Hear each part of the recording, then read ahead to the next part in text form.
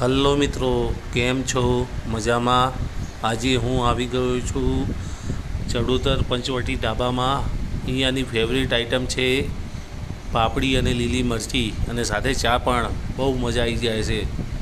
તમે લોકો પણ પધારો. અહીંનું એડ્રેસ છે ડીસા પાલનપુર હાઈવે, ચડોતર પાસે. તમે પણ મિત્રો આવો.